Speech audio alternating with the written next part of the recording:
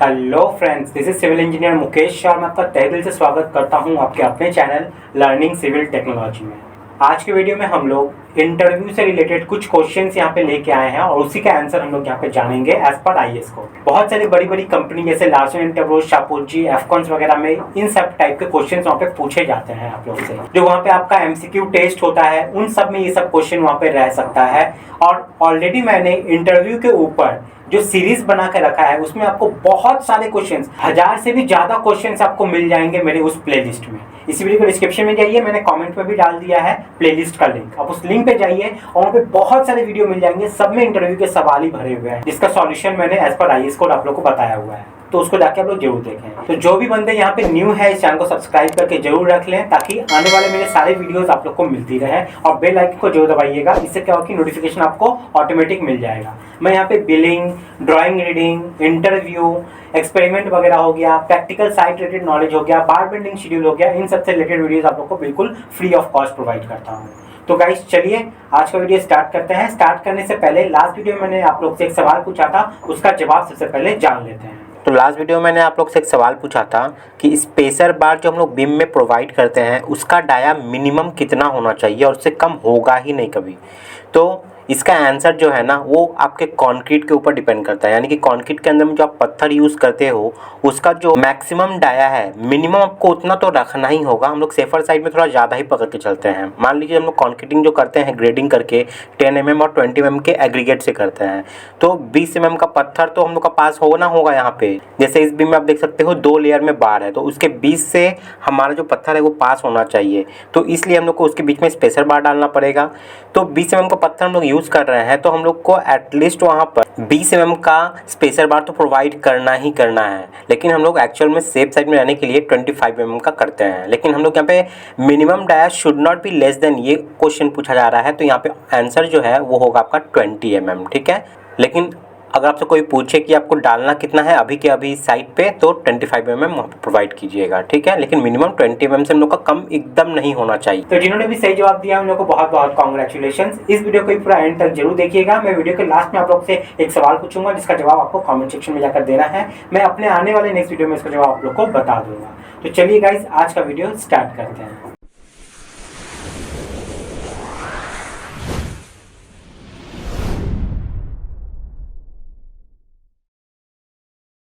तो आज का सबसे पहला सवाल है आप लोग का। ये सब सवाल जो है ना ये आप लोग के द्वारा ही दिया गया है मुझे मेरे मेल आईडी पे। मेरा ईमेल आईडी civilengineeringofficial@gmail.com। यहाँ पे आप लोग ही मुझे सवाल पूछते हो और उसी के अकॉर्डिंग मैं अपना कंटेंट रेडी करता हूँ, आप लोग को उसका जवाब बताता हूँ। कुछ टॉपिक वहाँ से क्वेश्चन उठा कर, ठीक है, क्योंकि एक बार मैं करूँगा तो वीडियो बहुत बड़ा बन जाता है। तो आप लोग में से ही किसी ने मुझसे एक सवाल पूछा था कि weight of hammer used in SPT. SPT क्या है यहाँ पे? Standard penetration test. जनरली ये जो टेस्ट है ये टेस्ट हम लोग किस लिए करते हैं? एक्चुअली में बियरिंग कैपेसिटी ऑफ सॉइल को निकालने के लिए। और ज़्यादा टेक्निकल लैंग्वेज में बताऊं तो बियरिंग कैपेसिटी को आप बोल सकते हो रेजिस्टेंस टू पेनिट्रेशन, ठीक है। रेजिस्टेंस टू पेनिट्रेशन ये चीज़ हम लोग सॉइल का मापते हैं, मतलब उस सॉइल हम लोग कितना रेजिस्टेंस ले पा रहा है। एक सॉइल के ऊपर हम लोग वेट डाल रहे हैं तो सॉइल मेरा कितना रेजिस्टेंस को सब सेफली ले पा रहा है, कितना लोड को सपोर्ट कर पा रहा है, ये चीज़ हम लोग चेक करते हैं स्टैंडर्ड पेनिट्रेशन टेस्ट से, ठीक है। तो इसमें बोलता है जब हम लोग स्टैंडर्ड पेनिट्रेशन टेस्ट करते हैं तो उसमें एक हैमर होती है, उस हैमर का वेट कितना होता है, तो ये होता है आपका 63.5 kg। और ये जो आंसर मैं बता रहा हूँ ये मैं अपने मन से नहीं बता रहा हूँ, इसके लिए आप आईएएस कोड देख सकते हैं 2131, ये इसका रेफरेंस कोड है, ठीक है। इसी के रेफरेंस से आप स्टैंडर्ड पेनिट्रेशन टेस्ट को भी फॉलो कर सकते हैं। तो आपका नेक्स्ट सवाल है यहाँ पे in pedestal minimum percentage of steel, ठीक है। पेडेस्टल सबसे पहले आप समझ लीजिए किसको बोलते हैं। मान लीजिए ये पाइल है मेरा, ठीक है, ये इसके ऊपर में फुटिंग है और फुटिंग के ऊपर से क्या होता है हमारा कॉलम चालू होता है। तो कॉलम चालू होने से पहले हम लोग एक यहाँ पे पेडेस्टल डालते हैं। पहले ये ज़्यादा साइज करेगा, इसके ऊपर से ऐसे कॉलम जाता है, तो ये पार्ट मेरा पेडेस्टल है, ठीक है। पेडेस्टल का मतलब क्या है? कोई भी चीज़ को सपोर्ट देने के लिए अगर कोई चीज़ आता है तो समझ में आ गया। बहुत जगह आप स्लैब में भी देखोगे, मान लीजिए आप बेसमेंट का स्लैब ऐसे देख रहे हो और इसमें ऐसे कॉलम है, कॉलम प्रोवाइड किया गया है, ये कॉलम है, तो देखिएगा यहाँ भी पेडेस्टल ऐसे होता है। तब ये कॉलम अंदर चला गया, मतलब ये कॉलम गया, कॉलम के ऊपर में ये पेडेस्टल आया और इस पेडेस्टल के ऊपर में ये स्लैब आ रहा है। इसी तरीके से यहाँ भी ये भी एक पेडेस्टल है, ठीक है। कोई चीज़ जब किसी चीज़ को सपोर्ट करता है, इस केस में भी ये पेडेस्टल है, ये वाला पेडेस्टल, ठीक है। तो यही बोला है, इस पेडेस्टल के अंदर में हम लोग स्टील जो प्रोवाइड करते हैं उसमें मिनिमम परसेंटेज ऑफ स्टील हम लोग कितना प्रोवाइड कर सकते हैं, मिनिमम की बात हो रही है, ठीक है। और इसमें जो वर्टिकल बार जो हो रहा है उसका बात हो रहा है, जो भी मेरा लॉन्गिट्यूडनल रेनफोर्समेंट है उसका बात हो रहा है सिर्फ। तो ये होता है आपका 0.15%, ये मिनिमम है, ठीक है। और ये मैं अपने मन से नहीं बोलता हूँ, ये IS कोड में इसका एक क्लॉज दिया गया है। अगर आप IS 456 चेक करते हो और इसका क्लॉज नंबर 26.5.3.1 का H, अगर आप IS कोड 456 का क्लॉज नंबर देखोगे 26.5.3.1 का H वाला पॉइंट जो है, ठीक है, ये वाला पॉइंट आप देखिएगा, उसमें ये दिया गया है in pedestal minimum percentage of steel 0.15% आपका होना चाहिए। समझ में आ गया? ये इंटरव्यू का बहुत ज़्यादा इंपॉर्टेंट क्वेश्चन है, अगर कोई आप इनिशियल स्टेज में किसी कंस्ट्रक्शन में जाते हो इंटरव्यू देने के लिए। नेक्स्ट सवाल की तरफ आगे बढ़ते हैं। नेक्स्ट सवाल है आप लोग का यहाँ पर, partial factor of safety for LSM। LSM मतलब लिमिट स्टेट मेथड, ठीक है। लिमिट स्टेट मेथड में अगर आप कुछ भी डिज़ाइन कर रहे हो लिमिट स्टेट मेथड में, जनरली लिमिट स्टेट मेथड ही को अभी फॉलो किया जाता है, पहले वर्किंग स्टेट मेथड में वो सबको फॉलो किया जाता था। लिमिट स्टेट मेथड में हम लोग कंक्रीट को अगर डिज़ाइन कर रहे हैं या फिर आप स्टील को डिज़ाइन कर रहे हो, कुछ भी स्ट्रक्चर डिज़ाइन कर रहे हो, वहाँ पे स्टील स्ट्रक्चर आपका लगने वाला है, तो वहाँ पे एक फैक्टर ऑफ सेफ्टी होती है, उसको हम लोग कितना पकड़ते हैं। मान लीजिए आप एक लोड निकाल लिए, लेकिन उसी लोड पे तो आप काम नहीं करवाओगे ना, आप फैक्टर ऑफ सेफ्टी से उसको मल्टीप्लाई करके ही काम करवाते हो, कुछ एक्स्ट्रा परसेंटेज एक्स्ट्रा सेफ्टी ले लेते हो और उसको कंसिडर करके आप काम करते हो। तो इंटरव्यू आपसे पूछा जाता है कि स्टील के केस में लोग फैक्टर ऑफ सेफ्टी कितना पकड़ते हैं, कंक्रीट के केस में कितना पकड़ते हैं। तो ये हमेशा आप याद रखिएगा, कंक्रीट के केस में होता है 1.5, ठीक है, फैक्टर ऑफ सेफ्टी, और स्टील के केस में होता है 1.15 फैक्टर ऑफ सेफ्टी। ये बहुत इंपॉर्टेंट चीज़ है, और ये जो मैंने आपको बताया ये मैं अपनी मन से नहीं बताया, ये आपको IS 456 में मिल जाएगा। IS कोड आप 456 में जाइएगा और इसके क्लॉज नंबर में आप जाइएगा 36.4.2.1, इस क्लॉज को आप चेक कीजिएगा तो आपको मिल जाएगा। तो आप लोगों का नेक्स्ट सवाल है यहाँ पे, water cement ratio for concreting under water structure.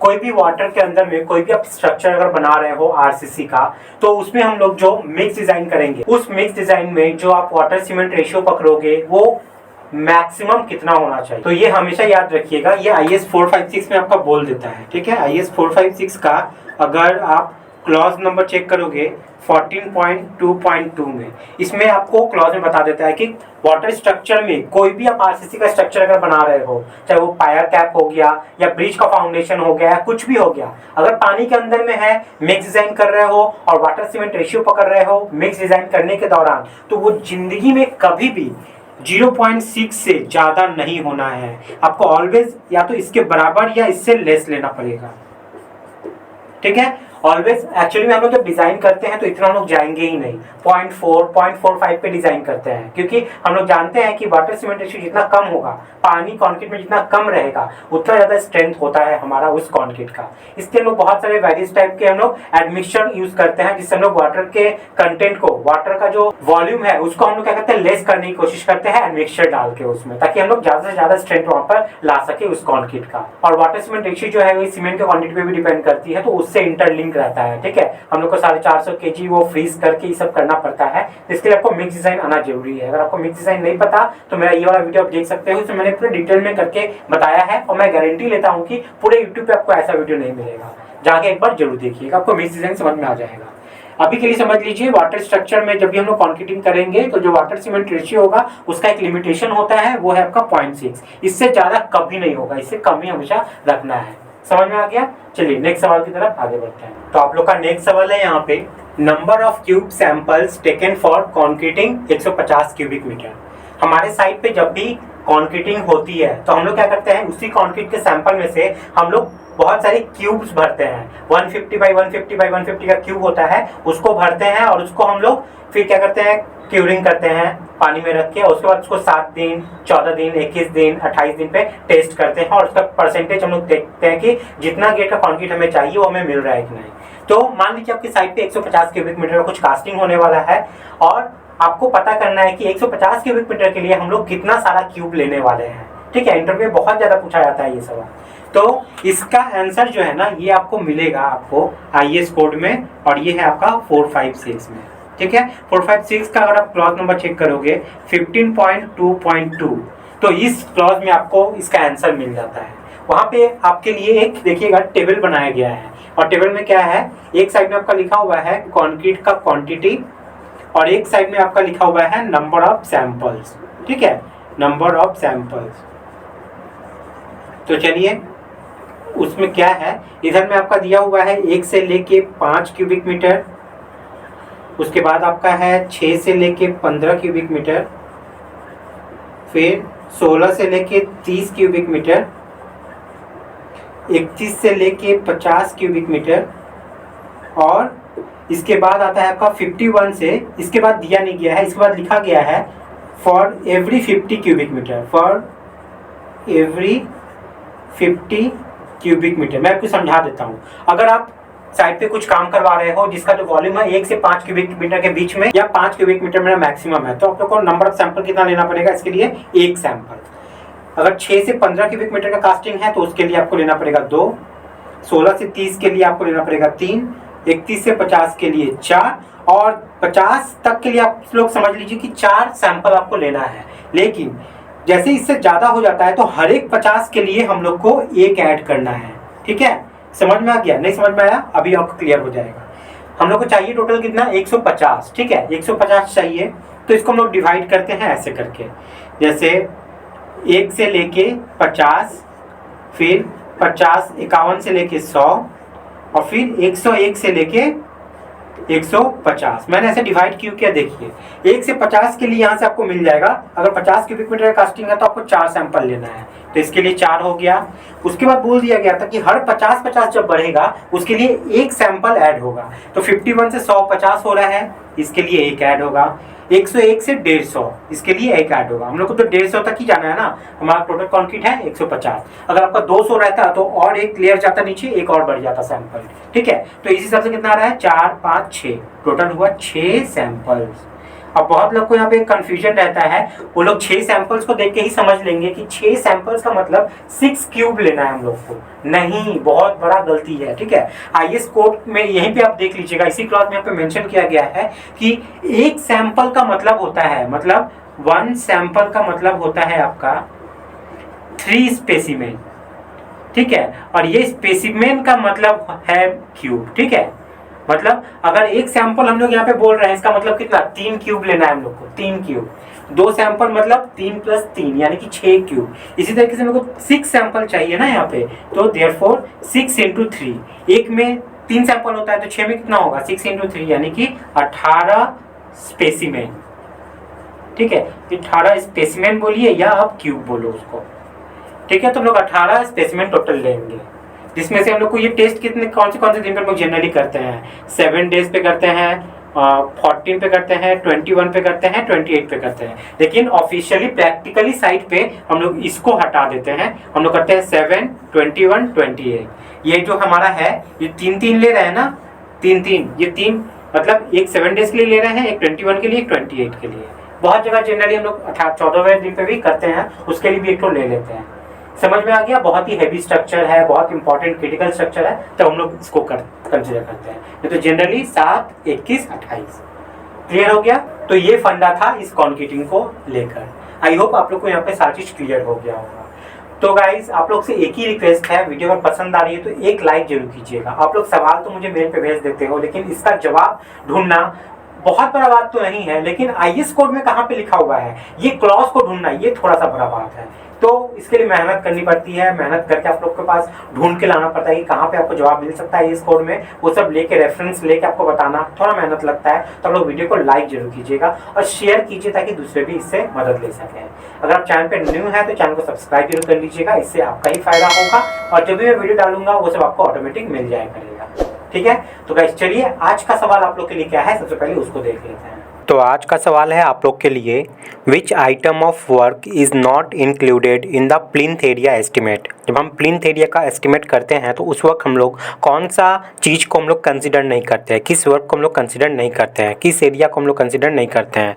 तो यहाँ पे आप देख सकते हो वॉल थिकनेस है, रूम एरिया, WC एरिया या कोर्टयार्ड एरिया? तो जिसे भी इसका जवाब पता है जल्दी से कमेंट सेक्शन में जाइए और इसका जवाब आप लोग जरूर दीजिए। मैं अपने आने वाले वीडियो में इसका जवाब आप लोग को बता दूंगा। तो गाइज आज के लिए इतना ही है। आप मुझे मेरे इंस्टा, टेलीग्राम और व्हाट्सएप ग्रुप पे फॉलो करना ना भूलें। आप लोग को वैल्यूएबल कंटेंट वहाँ पे मिलती रहती है। इसी वीडियो के डिस्क्रिप्शन में आपको लिंक मिल जाएगा। ठीक है, तो गाइज आज के लिए इतना ही है। मिलते हैं नेक्स्ट वीडियो में न्यू टॉपिक के साथ। के लिए बाय, टाटा, जय हिंद।